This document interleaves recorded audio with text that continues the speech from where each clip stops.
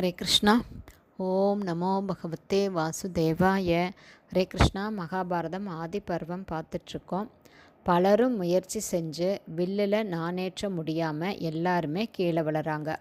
அதுக்கப்புறம் அர்ஜுனன் தன்னுடைய இருப்பிடத்திலிருந்து எழுந்து வில்லை நோக்கி போகிறாரு. பிராமண வேஷத்தில் இருந்த அர்ஜுனனை பார்த்த அங்கே இருந்த பிராமணர்கள் சிலர் சந்தோஷப்பட்டு ஆரவாரம் செய்கிறாங்க. ஆனால் அந்த பிராமணர்களிலேயே வேறு சிலர் இந்த நிகழ்ச்சியை பார்த்து கவலை அடைகிறாங்க. சத்திரிய வீரர்களால் கூட நாணேற்ற முடியாத வில்லில் நாணேற்றி அந்த இலக்கை வீழ்த்திவிட ஒரு பிராமணனால் முடியுமா?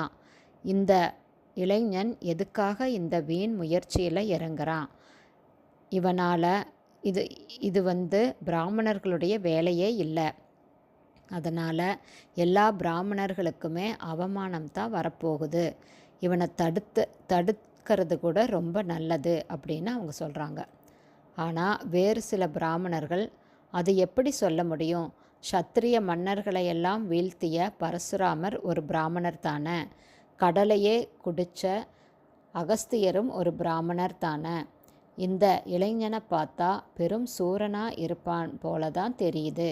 அப்படி இருக்கும்போது ஒருவேளை இவனால் இந்த வில்லில் நான் ஏற்றி அந்த இலக்கை வீழ்த்த முடிந்தாலும் முடியலாம். நாம் ஏன் அதை தடுக்கணும் அப்படின்னு சொல்கிறாங்க. இப்படி இரண்டு சாராரும் விவாதம் செய்துட்ருக்கும்போதே அர்ஜுனன் வில்லை கையில் எடுக்கிறாரு. அதுக்கப்புறம் அந்த வில்லில் நான் ஏற்றி அம்புகளை செலுத்தி இலக்கையும் வீழ்த்தி ரொம்ப அழகாக அருமையாக அந்த நிபந்தனையை நிறைவேற்றுறாரு அர்ஜுனன். அப்போது வாத்திய கோஷங்கள் பிரம்மாண்டமாக முழங்குது. சபையில் இருந்த கவிஞர்கள் இலக்கை வீழ்த்திய அந்த சூரனை வாழ்த்தி பாடுறாங்க. தேவர்கள் எல்லாருமே மலர் மழை பொழியறாங்க. அந்த இடமே சபா மண்டபமே சுயம்பர மண்டபமே ரொம்ப கோலாகலமாக இருக்குது.